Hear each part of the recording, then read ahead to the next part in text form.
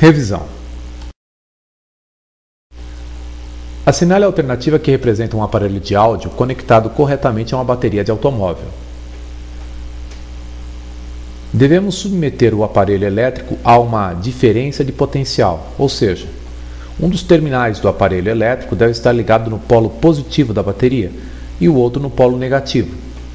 Portanto, a única alternativa correta é a A.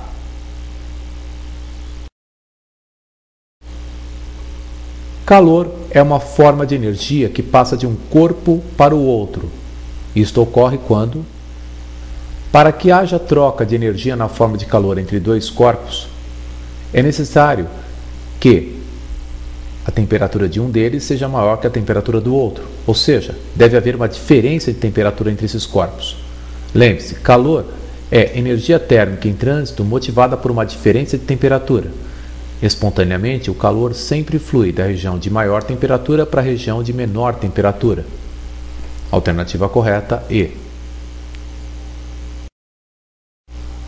Um ciclista se aproxima de uma árvore como mostra a figura a seguir. Com relação a essa situação, foram feitas as seguintes afirmações. 1. A árvore está em movimento em relação ao ciclista. Bem, o conceito de movimento e repouso são conceitos relativos. O ciclista está em movimento em relação à árvore. Logo, dizemos que a árvore necessariamente está em movimento em relação ao ciclista. Trata-se da reciprocidade relativa. Se um corpo A está em movimento em relação a B, então necessariamente B está em movimento em relação a A. A primeira afirmação é verdadeira. 2. O ciclista está em repouso em relação à sua bicicleta. De fato, a posição do ciclista não se altera em relação à bicicleta, portanto, ele está em repouso em relação à bicicleta. Lembre-se, é sempre possível se encontrar no universo, para uma mesma partícula, dois referenciais distintos em que esta partícula está em relação a um deles em movimento e em relação ao outro em repouso. O ciclista está em movimento em relação à árvore e, no entanto, está em repouso em relação à sua bicicleta. Afirmação 3. A árvore está em repouso. Para se definir o estado cinemático de uma partícula, é necessário se definir qual é o referencial a ser adotado. Logo, a árvore está em repouso não permite que seja avaliada como verdadeira ou falsa a afirmação, pois não nos fornecem o referencial adotado. A árvore está em repouso em relação ao solo, no entanto, ela não está em repouso em relação ao ciclista. A afirmação é, portanto, falsa. Alternativa correta, E.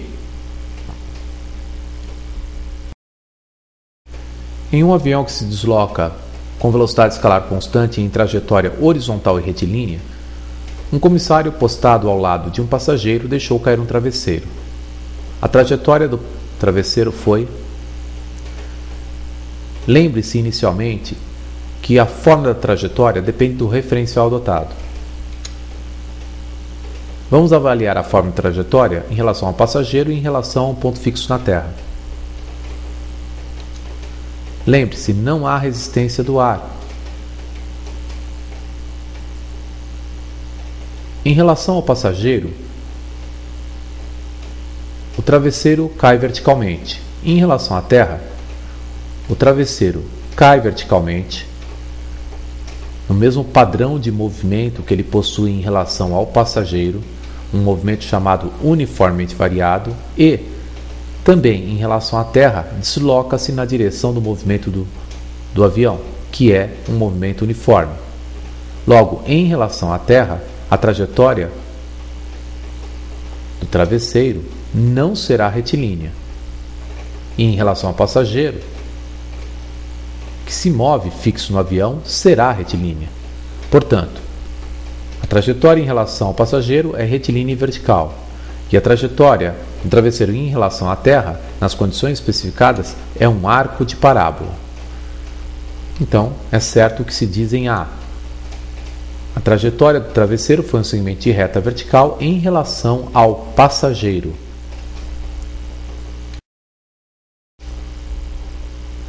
Uma partícula se desloca ao longo de uma trajetória retilínea de acordo com a seguinte equação horária: S igual a 1 mais 2t mais 3t ao quadrado no sistema internacional. Questão A. Determine as posições da partícula nos instantes t igual a 0 e t igual a 1. Bem, a equação horária dos espaços é aquela que relaciona o instante com a posição ocupada pelo corpo naquele instante. Então, para t igual a 0, basta substituir na equação dada e encontraremos a posição ocupada. S1 é igual a 1 mais 2 vezes 0 mais 3 vezes 0 ao quadrado. Ora, 2 vezes 0, 0. 3 vezes 0 ao quadrado, 0. Então teremos que a posição S1 é 1 metro. A posição S2 será determinada para o instante t igual a 1. Substituindo t igual a 1, então teremos S2 igual a 1 mais 2 vezes 1 mais 3 vezes 1 ao quadrado. 1 ao quadrado, 1. 1 vezes 3, 3. 1 vezes 2, 2. Então, 1 mais 2 mais 3, totalizando 6 metros. Questão B. Calcule a velocidade escalar média da partícula entre os instantes t igual a 0 e t igual a 1. Observe que nós temos a posição da partícula nesses dois instantes já calculada no item A. A velocidade escalar média é a alteração da posição da partícula no intervalo de tempo que houve essa alteração de posição, ou seja, ΔS sobre ΔT.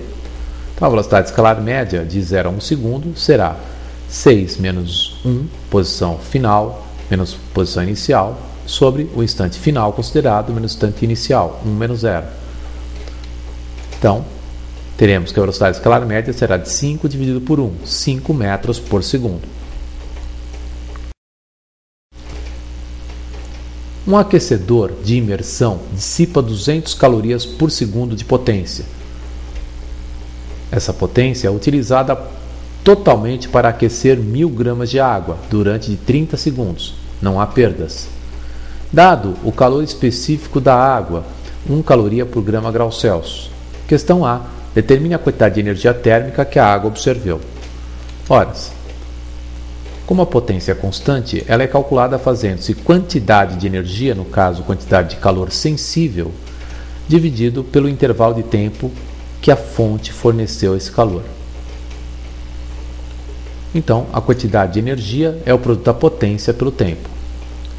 Ora, a potência são de 200 calorias por segundo e o intervalo de tempo, 30 segundos.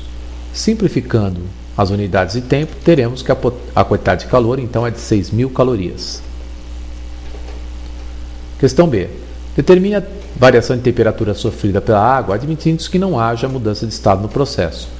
Se este calor provocou apenas variação de temperatura na água, a quantia de 6.000 calorias, então podemos relacionar essa quantia com a variação de temperatura provocada através da equação fundamental da calorimetria, chamado Q-macete. A quantidade de calor, 6.000 calorias. A massa, 1.000 gramas. Calor específico, 1 caloria por grama grau Celsius, vezes a variação de temperatura. Simplificando os termos comuns, vamos obter a variação de temperatura em graus Celsius. Então, a variação de temperatura será de 6.000 dividido por 1.000, 6 graus Celsius.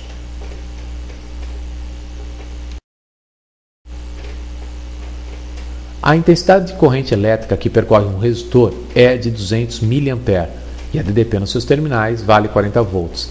Determine a resistência elétrica. DDP, que chamamos pelo termo U, 40 volts.